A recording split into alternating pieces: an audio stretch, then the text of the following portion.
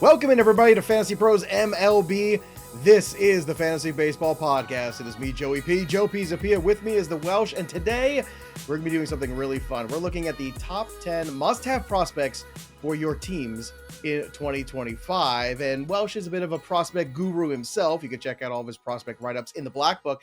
We decided to go a little bit deeper on the show today. That's right, bring in a real professional, not like Welsh. We got like Geoff Pontes from Baseball America joining us today. Geoff, we are so excited to have you on the program, talking prospects and trying to find out some players that are going to be helpful to us in 2025. I know you guys are a little bit more towards the dynasty long-term prospect stuff, but we appreciate you changing gears a little bit with us today, joining us on the program. Make sure you follow him at Geoff Pontes, Pontesba.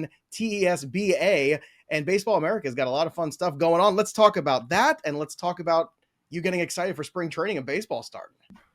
Yeah, absolutely. I want to just thank you guys for having me on the show. I've played in leagues with Joe over the years, played in Tout Wars with you for a couple years. Right. When I was still in the head-to-head. Now I moved to an online draft, so I don't have to travel to New York. Drop like a G. You know, I would. It was like the most expensive 3 days of my calendar year. But because of spring training and the way my calendar is, the weekend that they're there when the spring breakout games happen, and I got to be down in Florida for the spring breakout games. Are going to be with a good friend of Welsh, a mutual friend of ours. Friend Dan. I was invited to this. It's like a content house, by the way. Come, man. It's a prospect. There's a prospect content house. It's like a mansion. The worst reality show ever. Yeah, no, I'm 100%. Boring reality show you've ever seen. Oh, we just all be sitting there talking about. We're like, well, Travis Bazzana. Oh, he's like a 70 on this grade. I'm pretty sure. Yeah. Oh, but it's like a mansion that doesn't belong to us. But yeah, no, you're killing it, Geoff, and we've you and I go back a long time, and I know we're not as handsome as it's not like Scott Braun and Krantz and stuff and everything like that. You've been on foul territory. Welsh. I'm a handsome fella. I don't know. All right, well, yeah, Braun's got me covered. But if people don't know, also, you've been doing your great work at Baseball America, but also been on foul territory, which has been pretty great for you as well, Geoff. All right, we're gonna blast.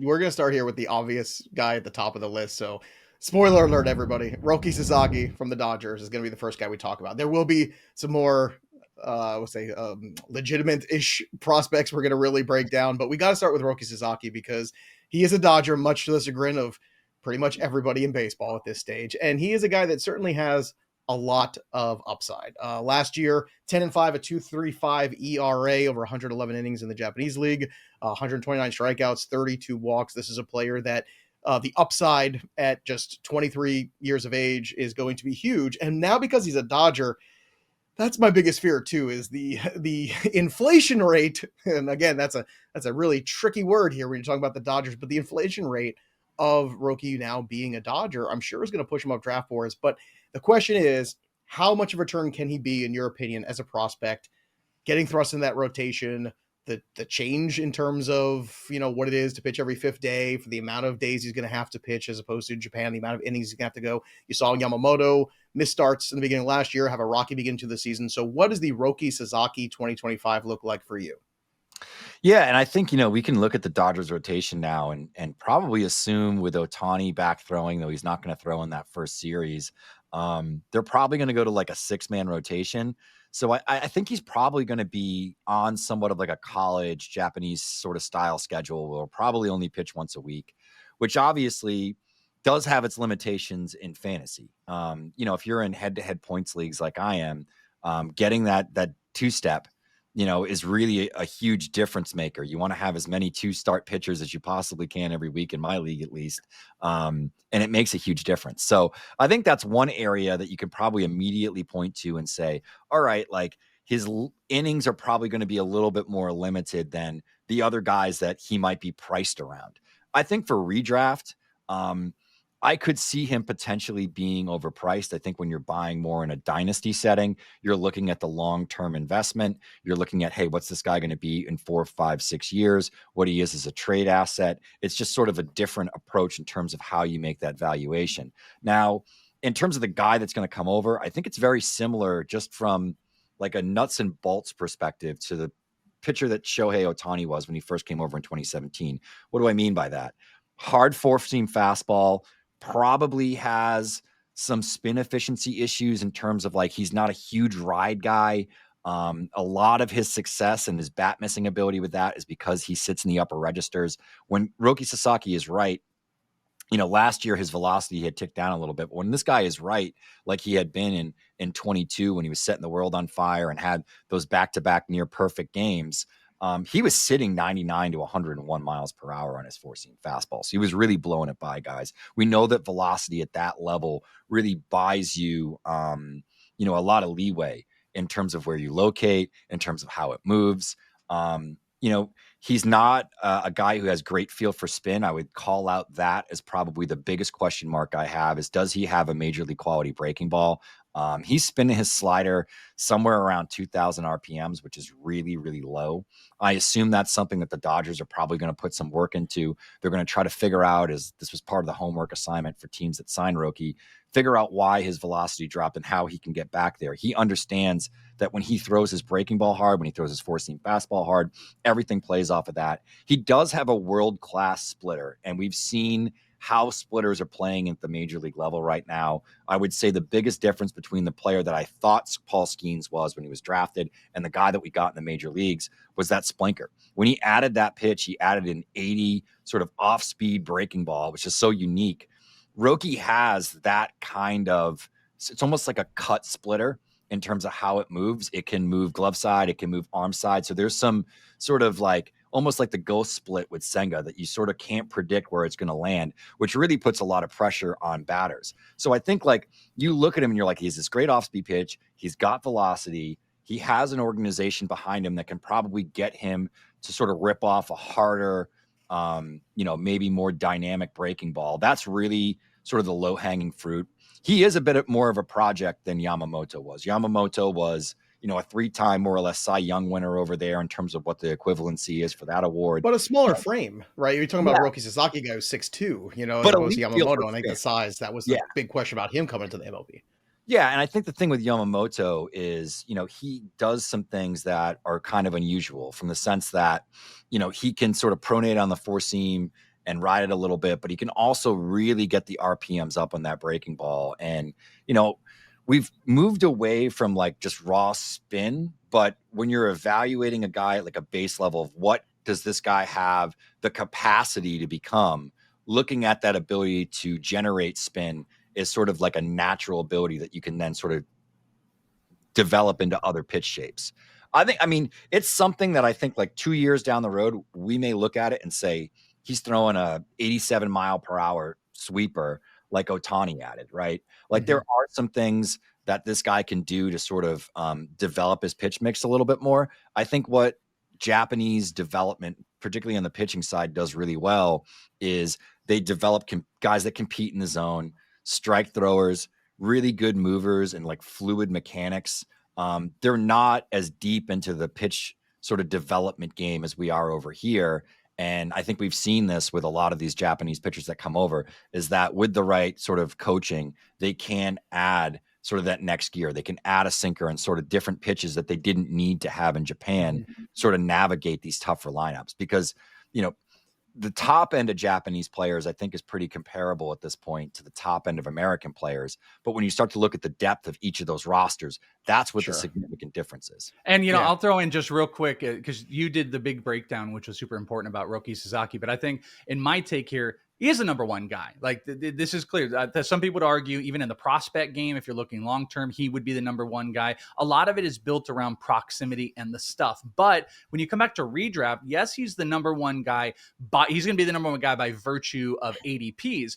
But my problem is exactly the word you said. You said project. And I still believe there might be some project in there. He lost a couple miles per hour from the WBC into last year. The slider, as you mentioned, is a little bit questionable. They've got a gajillion arms. Kershaw could still come out from the clouds here.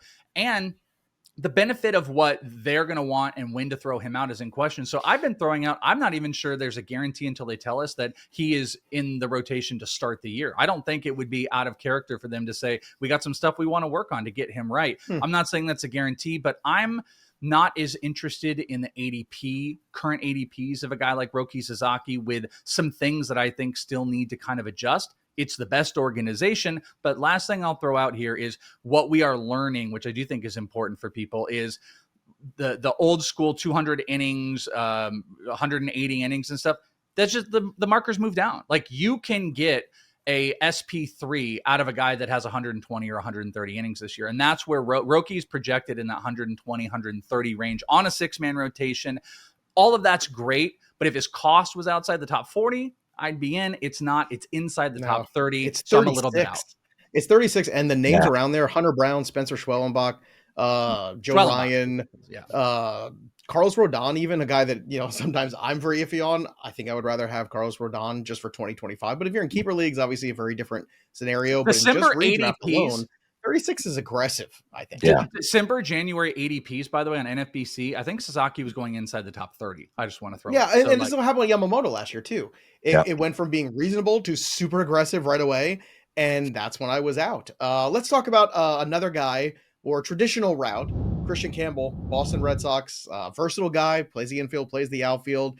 Geoff, you think that there's a chance this guy could even break with the club, and that would be a huge win. Campbell last year made the rocket ship climb, A ball, or high A, I should say, double A, triple A, combined 115 games, 20 homers, 77 RBI, stole 24 bags, hit 330 with a 997 OPS. I mean, the numbers are all there, so certainly the rocket ship has taken flight. Does it land in Boston in April? I think it does. They came out yesterday and said that he's going to compete for a job in spring. They don't have to make a statement like that this early. I think you look at the players that are on the roster. I think David Hamilton is a better utility player for them. He could get exposed if he plays too much defense at any position, particularly in the infield, over a long stretch. You also have to sort of deal with, potentially some maintenance, I think, with Trevor Story. Just hoping that he can get back to a point that maybe he can play 140, 150 games. And I think, you take a look at what Campbell did. This was a guy that was drafted in the 4th round, was considered kind of an afterthought in that draft. At college, really was more of a Colin Simpson, Victor Scott kind of a hitter. He was a guy that went the other way. He put the ball in play. He used his speed, and quality defense to sort of make an impact. He was not a home run hitter. The team saw some things in him. They saw the fact that he had a big 6'3", really athletic frame. I had the privilege of being around that Worcester clubhouse over the last couple of series of the year and got to know Kristian and Anthony, Roman Anthony pretty well, and Kyle Teal. And just the work ethic on Campbell was just kind of a different animal. I mean, this is a guy that went out and would take extra ground balls and extra infield practice at third base, at shortstop, at second base, would go and take balls in the outfield and then come back in and hit. The changes that they made with his bat path were very minimal, but it unlocked a ton of bat speed. It unlocked a ton of power that he didn't previously have. The underlying contact quality metrics like ex-Wobicon. He had one of the highest ex-Wobicons in all of baseball. That's a metric that comes from teams, from my reporting. It's not publicly available. But that number puts him in the top 10 in terms of contact quality. So it's looking at launch angles. It's looking at, how hard the ball was hit, what field the ball was hit to, in terms of, when this guy makes contact, how often is this ball, what kind of, woba is this guy going to have on balls in play? He just really slugs. He is excellent at keeping a really tidy zone, doesn't swing and miss in the zone. The underlying metrics got better at every single level. The production got better at every single level. That shows me aptitude. And I think that that's sort of like the unwritten, under-discussed characteristic of prospects is these guys that are elite, they get better at each stage as they're presented with better coaching, better opportunities, better equipment. I mean, in the Worcester clubhouse, they took BP on field once a week because they have a traject machine in the bowels of the Worcester Stadium. So he's going in there and he's facing Garrett Cole every single day.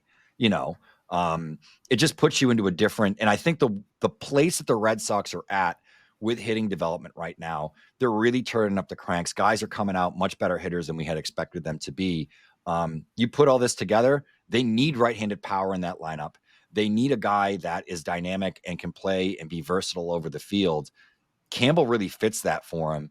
And it also puts them into consideration for a PPI pick if he does hit and he does succeed and he ends up in the top 3 of the Rookie of the Year voting or wins the AL Rookie of the Year, which, by the way, once Sasaki signed in the NL, the path is a little bit more. Path is easier. Yeah, I it just might be did tougher a internally in his own team. I just did a short on this. If you guys follow us on some of the socials, I just did a short on this. And, and I want to throw in too, because I think when you hear Kristian Campbell on here, you guys are like, hey, what about Roman Anthony? I want to point out this specific pick. This is Geoff. Geoff had Kristian Campbell, also a Red Sox guy here too, has Kristian Campbell over Roman Anthony from that redraft standpoint. As your number one guy, you had Kristian Campbell when I asked you for this list over Roki Sasaki. And the thing I want to point out too with Campbell, I actually am more enamored with Campbell than Anthony because of the hitter that he is. Now, Anthony has some, I don't know if you want to call it louder tools, maybe a louder bat or a potential louder bat, but I love the quality of contact with a guy like Campbell. He had a 2020 season. He hit over 300, 2 of the 3 levels. He hit over 300. He hits lefties and righties both really well. There's a Mookie Betts-ness to him where you look at maybe the size of the athleticism. Yeah, well, you also look at the size. Quick hands. But he generates power. Like when he hits home runs, it's funny. They kind of pop off the bat. When you watch Roman Anthony hit home run, he like drives the ball. When I'm watching the video of Campbell, it's like he swings and he hits the ball so hard, it pops up in the air and it goes out. And it's a very different home run path that you see out of most guys. And it's because of the bat speed that he generates with the hands being so quick. That's the thing that really stuck out to me. And I think Campbell has the potential to put up a Jackson Chourio type of season where there can be some slows, some goes, and then all of a sudden it really pops with that great quality of contact at the end where maybe he's not even the most physically imposing. Again, Anthony is just like big power bat that people feel like, hey, this could be 30 plus home run power, but don't be surprised if Campbell's there all year, kind of goes through the up and downs. You've talked about him coming through the adversity. I really love this. I've moved Campbell up more and more and more. He was probably the highest rising guy for most people that ranked prospects last season. So I think this is super sneaky. We will talk about Roman Anthony here, but Kristian Campbell going in kind of this tier 1 of prospects for redraft.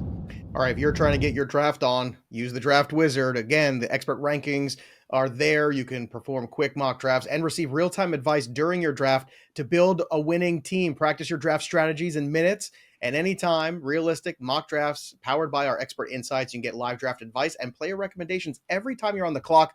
So if you're ready to win, head over to fantasypros.com/MLB Draft Wizard or just download the MLB Draft Wizard app, kids, because that's the easy way to do it and start drafting smarter today. Welsh, let's kick to you at number 3 on the list. Again, this is a compilation list between the guys going back and forth. So Jasson Dominguez, New York Yankees, switch hitter, a guy that should absolutely rake in that little tiny wiffle ball field of a stadium, and certainly is going to get every opportunity now that Juan Soto's gone. Yeah, I mean, get your pitchforks and torches out against me lately. Geoff knows what I'm talking about with Jasson Dominguez. Well, no, Jasson Dominguez is divisive. Hell, I'm going to point this out here. What's devices? The guy hits a ton. I'll give you a couple. This is fantasy we're talking about. I understand it's not the best glove in the world, but that's okay. Well, that's important to it. A, there's a prospect fatigue, I think, with Jasson Dominguez. That's fair. B, he did not perform insanely in his professional debut last year. There's prospect ranks that attach to it. And Geoff's own site, Baseball America, dropped Jasson Dominguez outside their top 20. So there is a divisiveness. But that's actually always been kind of my point if we were just talking purely prospects long-term, is I do think there's a divisiveness in the top. I think there's this big core of players, whether it's Anthony or Campbell or a guy like Dominguez or even Dylan Cruz. I still really believe in Jasson Dominguez. I've seen him struggle, watched him an entire season in the AFL out here. We've seen some low batting average seasons. We've also seen him bounce back. There's a lot of great offensive tools. In his short period of time in the majors last year, he put up a double-digit barrel rate. Give me over 10% barrel. I'm starting to get in. Hard hit rate was 45. Over 45, I'm starting to really check in. Those are both really good numbers that you want to see. Now, young guys struggle with launch angle. Young guys are going to struggle with overall quality of contact, and that's what he's developing. I think the other thing to point out, he's still a young guy. He's still a suit. He feels like he's 32 years old. I know that is true. And I watched him play at Somerset, which is 15 minutes from my house the last 2 years. I've seen him there twice now. Actually 2 years, multiple times, 2 years ago, once last year. And the power is legitimate. And you're right. He's also a very different size player where we're used to seeing the power hitters be these bigger guys. He's 5'9" on a good day. Yeah. I mean, let's be honest. Like some of these things where like he's 5'11", I'm like, if he's 5'11", then I'm 6 feet tall. Like that just ain't happening. So he is a smaller guy, different body type. And I think that also throws some people off too, maybe in the prospect world, because he doesn't look like what some of those guys look like that tend to come through these. I completely agree. The projection has always been a weird thing. The thing I'll just end with is like, I think prospect fatigue plays a bigger role. There is a hole-ish in his swing. He had a really high, it was like 28% major league strikeout rate. But in the minors, off of that last season where you hyper-focus on the majors, the dude hit 300. He hit homers. He stole bases. Like, he's going to do those things. He's a switch hitter where left-handed hitters, it's a incredible right-handed power, or it's an incredible environment for left-handed hitters in Yankee Stadium. He showed off some of that power, and I think we're too quick to write off development sometimes. So I'm very high on Jasson Dominguez still. I do think there'll be some bumps and bruises, but projections, even under 130 games, you want to look at like ATC or Steamer or whatever, they're already pushing 2020, close to 2020, and that's not even on a full season. If you have a full season and he does progress, 21 years old, Jasson Dominguez is a great bet. And as we go through the names, Dominguez has a starting spot from day one. Like, nothing, Campbell's phenomenal here. He's not guaranteed. There's more guys on here that are not guaranteed. Jasson Dominguez is guaranteed. He's going to be out there. So from a redraft perspective, we can argue about the long-term blah, blah, blah. That's fine. But from a redraft perspective, Jasson Dominguez is a great bet. That's why he's 3. Geoff, Baseball America, you guys dropped him a decent amount, but I know plenty of that does come from, he is a poor defender. He's a left fielder now. He's not a great defender, but you please talk just for a minute or so on Jasson Dominguez and what you think on that offense. Yeah, and I think you can look at our fantasy ranks that came out a week before that. We dropped the 150 for prospects, which is Dylan and I working together. A lot of that is the model. We have him 5. I mean, it's Roki, Roman Anthony, Kristian Campbell, Kobe Mayo, and Dominguez. And honestly, I think with Mayo and Dominguez, you could probably argue one way or the other. Some of that is probably based on how the model spit it out too. The numbers were really good in AAA for Mayo, and he has a pretty good sample size there. So I think that's probably part of it. We've already seen this guy have success in the major leagues as well. Switch hitter, they're going to get him into the lineup. There is big power.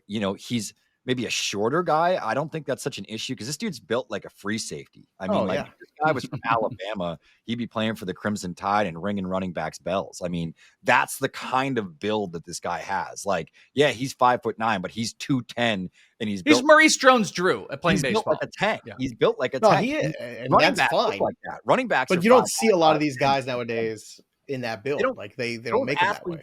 Those athletes in America don't play baseball. They end up playing football. It's just sort of the nature of it. The fact that he's Dominican is one of the reasons that he plays baseball. I think you look at his ability to get on base, the fact that, he can hit from both sides of the plate and hit from both sides of the plate and show power, which makes him more of a matchup issue, which means he's not going to be a guy that's going to get platooned as much. It also means that there's probably a little more runway just in terms of him learning some of the, specifics of facing major league pitching, right? It takes a little bit longer for switch hitters to get going. I think the biggest thing, you brought up prospect fatigue. I think it was just unrealistic expectations. We had people ranking this guy in the top 10 before he had even stepped foot on a professional baseball field. We had people comparing to Mike Trout and Mickey Mantle. We've seen he's that a Yankee, before. Jeff, and that doesn't help. We all know the overratedness of Yankee prospects. I actually think that, like, if you look, some of their guys haven't been as hyped as you would think that they not would, recently, but there's definitely that industry standard. People know who they are. He's a Yankee, so we're gonna have to, overrate him, and that's that part of the bag.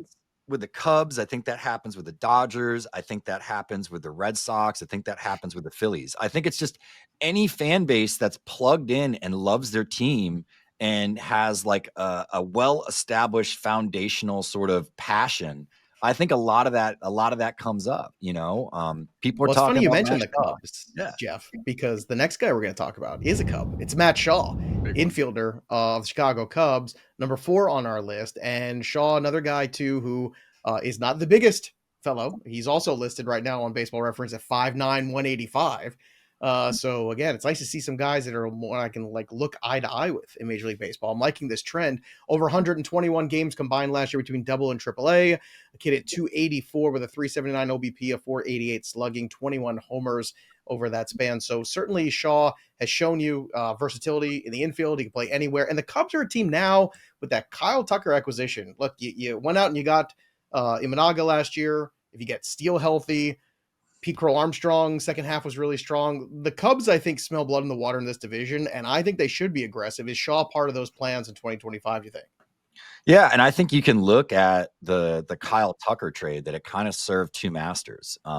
They had to move a prospect in Cam Smith who was really trending upward. He was one of the biggest movers in our top 100. I'm even looking back on like where I had turned him in. We turn in our top 150s, or at least do mine sort of after I finish the handbook before Christmas, turn it in. Then I'm off for 3 weeks. That's kind of my 3 weeks where I can just chill, go watch Christmas Vacation, hang out with the kids, do all that sort of stuff. And he's a guy that feedback as we were doing the top 100 list. So we put it together based on our list, based on the grades and everything. And then we send it out to 30 teams. We send it out to GMs. We send it out to AGMs. We send it out to scouting directors. We just try to collect as much possible feedback as we can.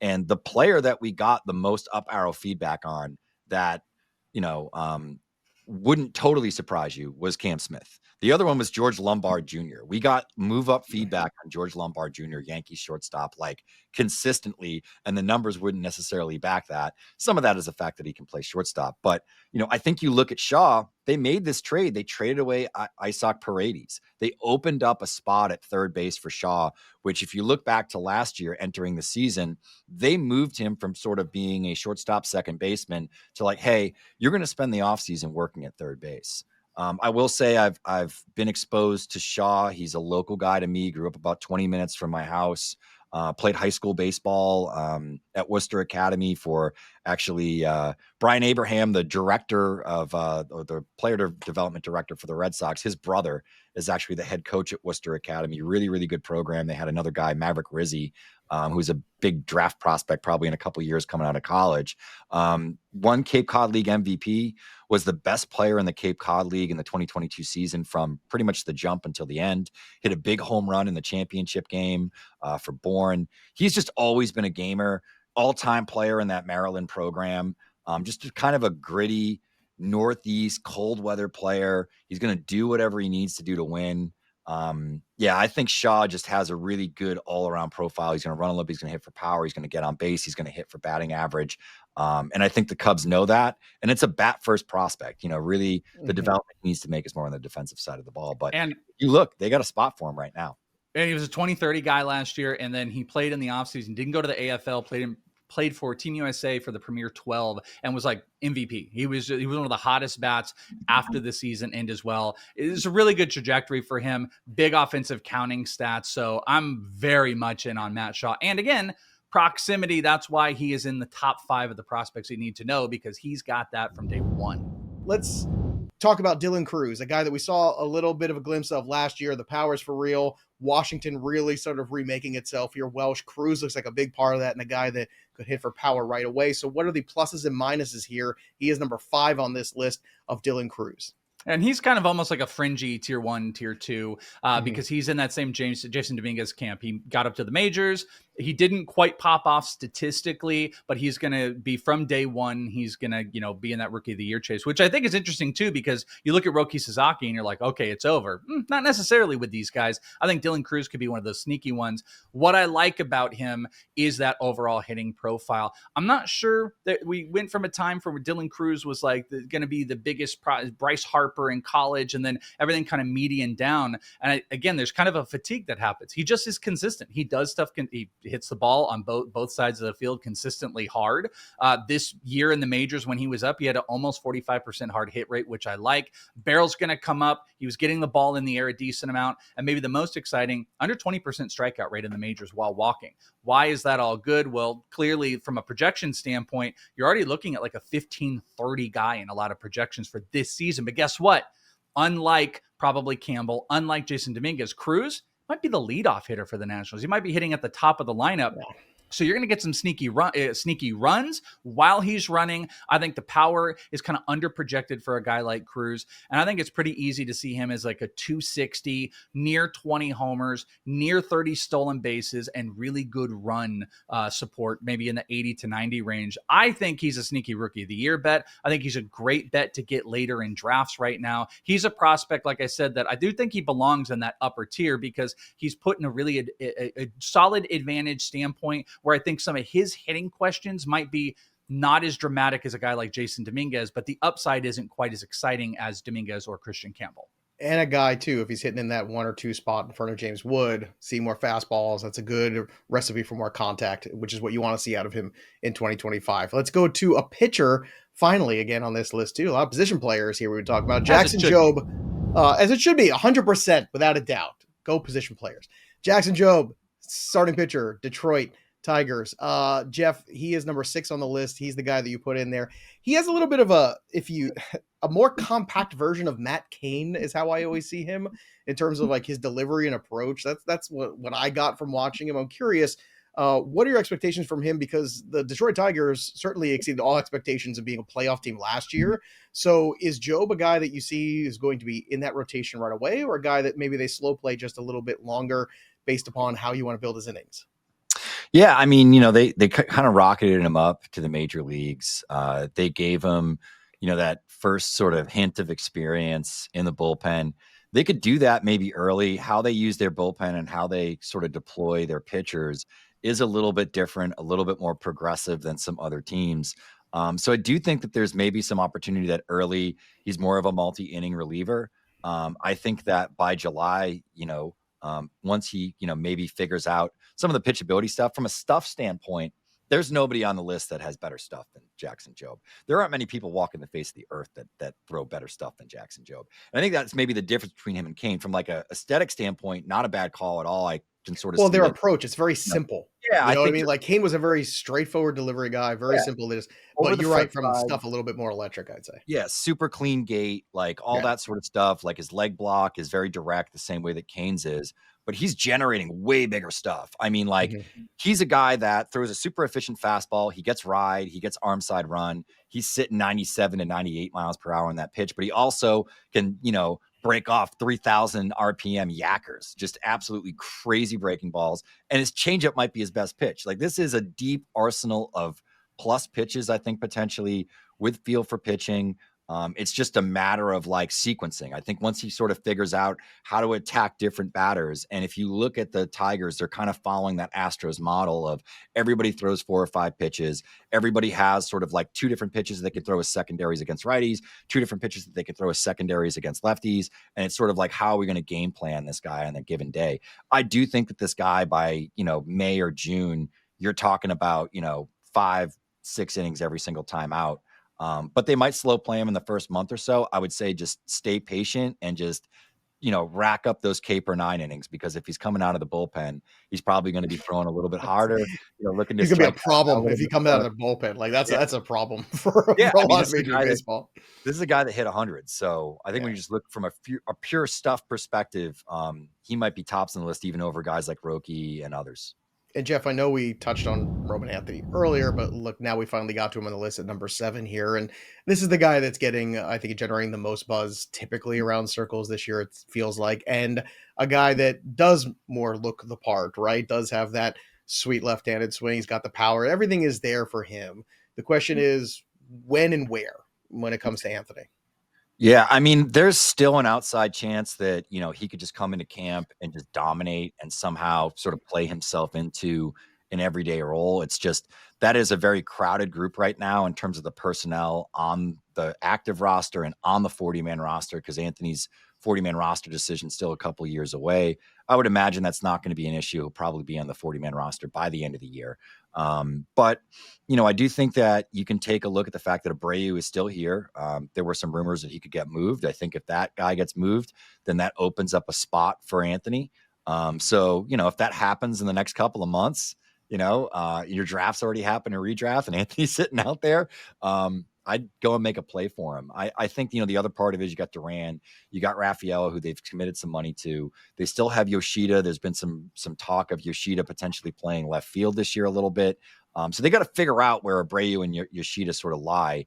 They don't have to force the issue with Anthony. In terms of how I would bucket him out, he's very similar to James Wood, maybe a little bit less of an athlete, not quite as tall as James Wood. But in terms of hits the ball every bit as hard, the exit velocity data is right there with Wood. Probably a better contact hitter than Wood. Not a lot of swing and miss in the zone. His in-zone whiff rate is like 15, 16%. It's kind of been like that since he got into pro ball. Walks a lot, doesn't chase. And, talking to him, I think like his mentality is that, he's not a power hitter. He's a hitter with power. And I think that's sort of the best way to look at it. Big thing with him, and I think it's the same with Wood, and it's actually the same with Dylan Cruz. Just a matter of these guys optimizing hard contact and just learning how to put the ball in the air to their pull side more consistently to get more home run power out of there.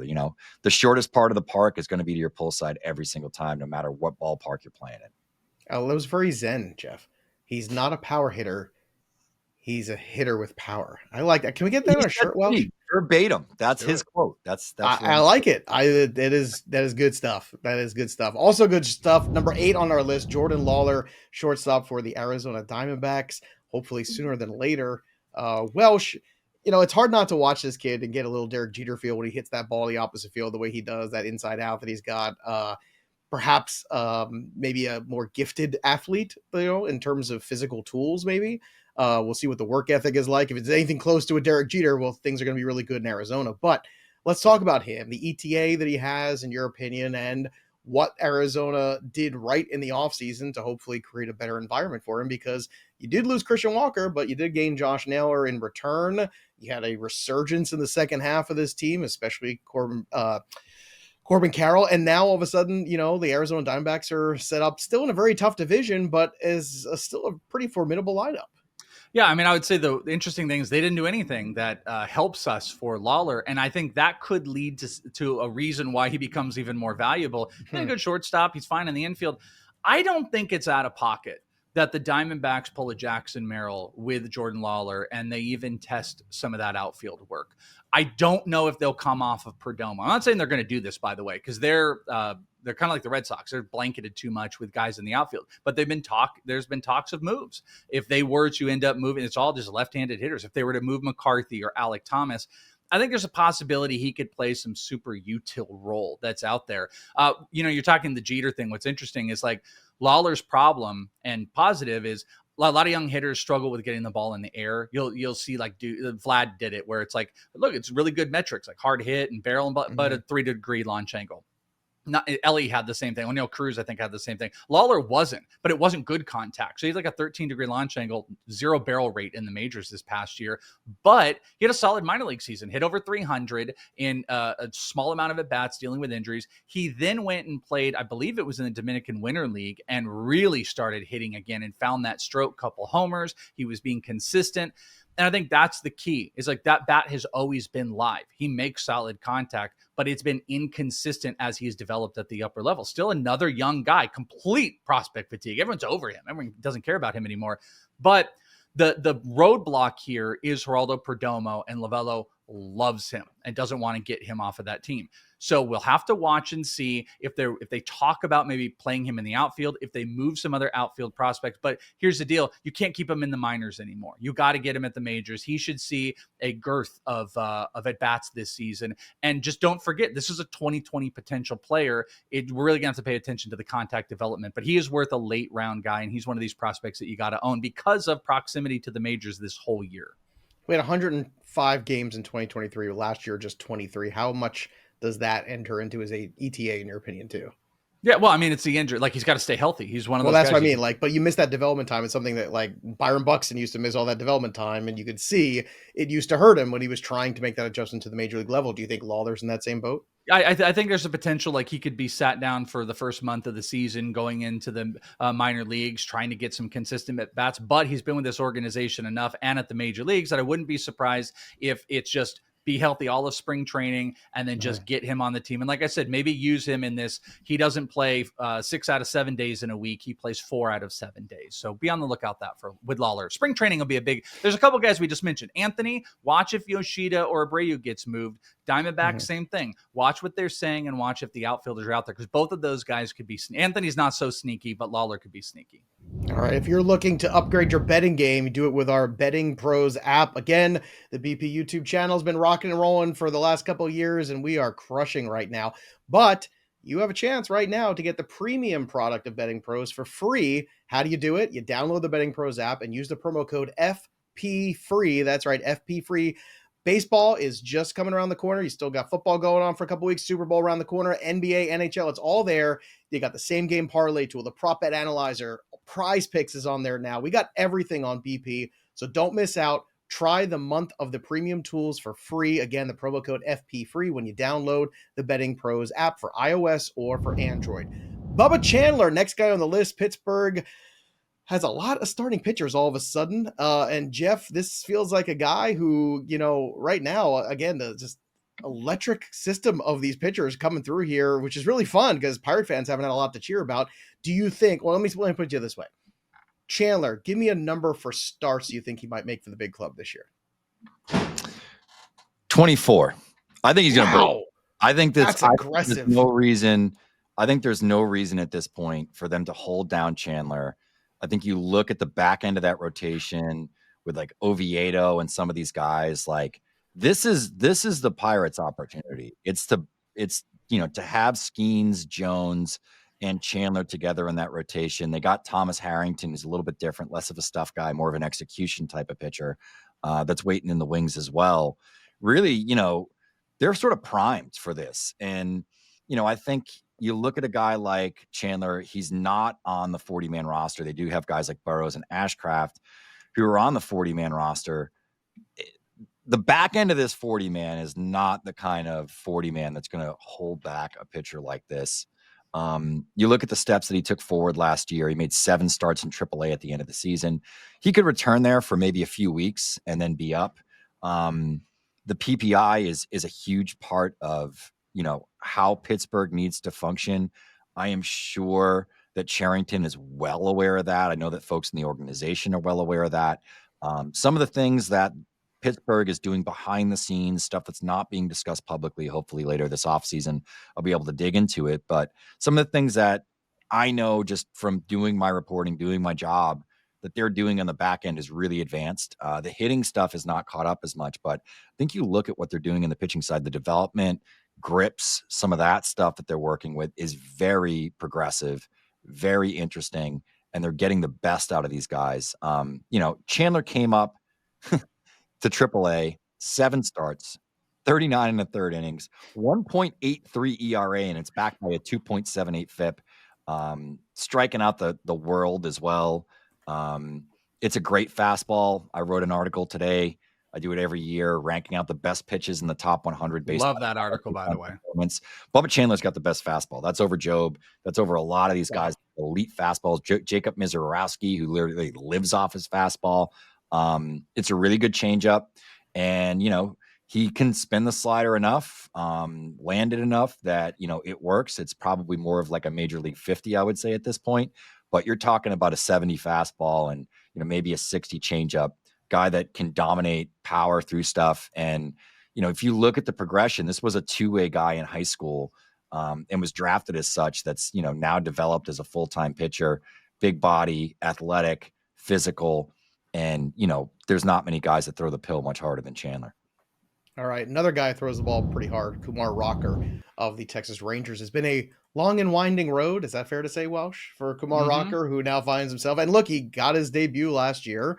The guy's got strikeout ability. He has a Lee Smith quality about him where it's just like a presence on the mound, throws hard. Everything seems like it's coming right at you.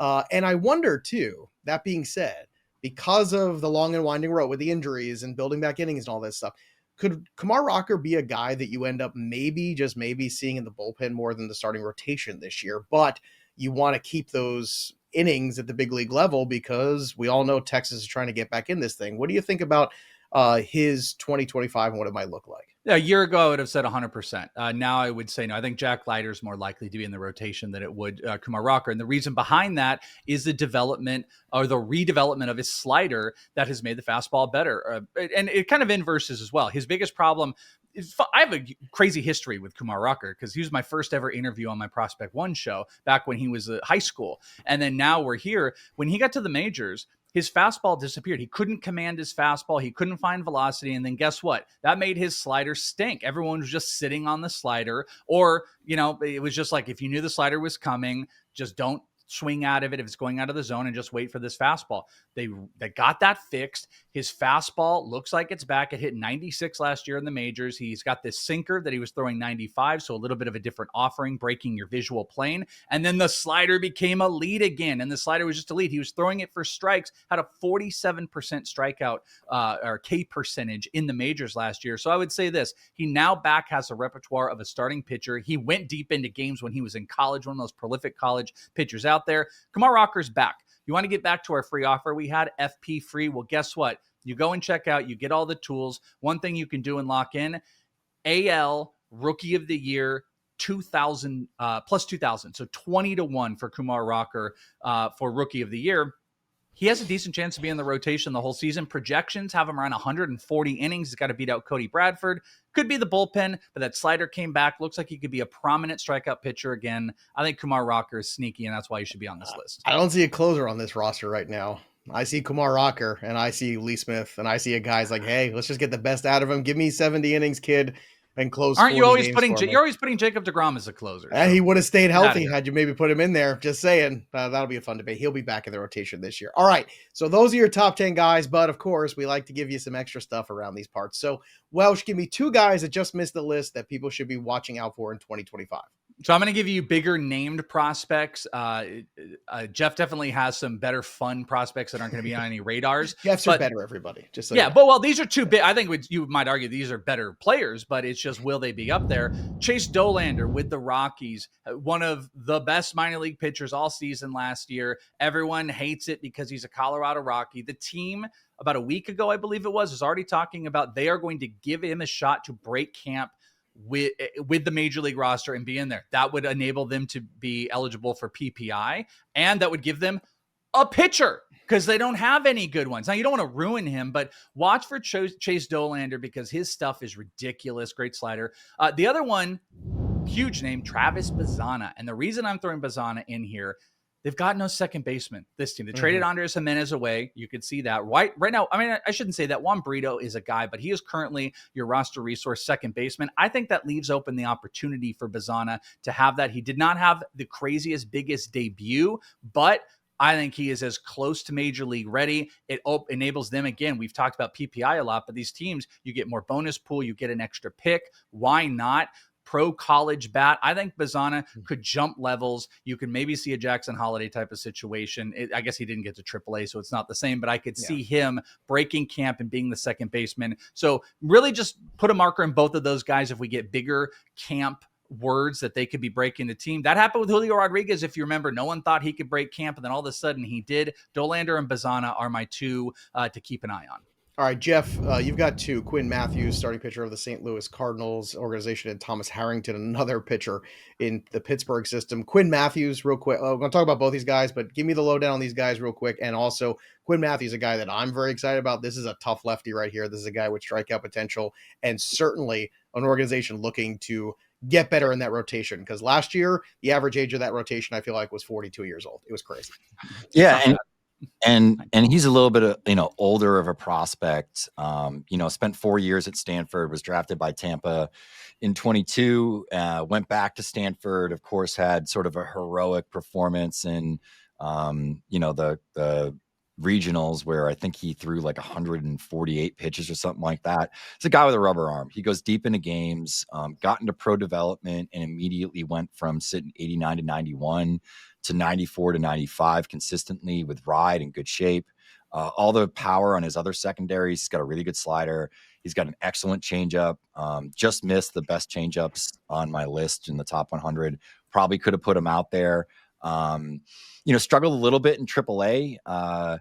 He sort of said, adjusting to the zone and the challenge system and just a long season, some of that ticked down, really cerebral. And I think that you look at where the Cardinals are at right now, they don't want to say it out loud, but they are in a rebuild. They are at a 100%. point where, they have a very young, homegrown lineup. It's a matter of letting those guys get opportunities. They're trying to move Nolan Arenado, which is going to open up more space for some young players. I think ultimately Eric Fetty probably gets moved. If they can get anything for me, they probably would. He could get DFA'd. I mean, I think you have a lot of these situations where you're looking at this rotation. You got a 35-year-old Sonny Gray. You got, a 36, 37-year-old Miles Mikolas, a 33, 34-year-old Steven Matz.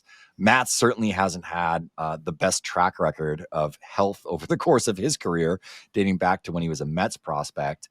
And I think you look at Mathews, and though they have some other names on the 40-man roster, the guys ahead of him are pitchers like Tink Hence, and Tekoa Roby, who neither of those guys have ever been able to finish a season healthy.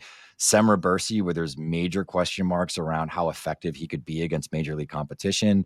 Michael McGreevy, who just lacks sort of substantial upside, but could probably be a pretty decent innings eater at the back end of this rotation. I just look at this team, and I think with Quinn Mathews, we could be looking at, an organization that's in flux. Some of these guys move out, and an opportunity at any point between like May and July could open up.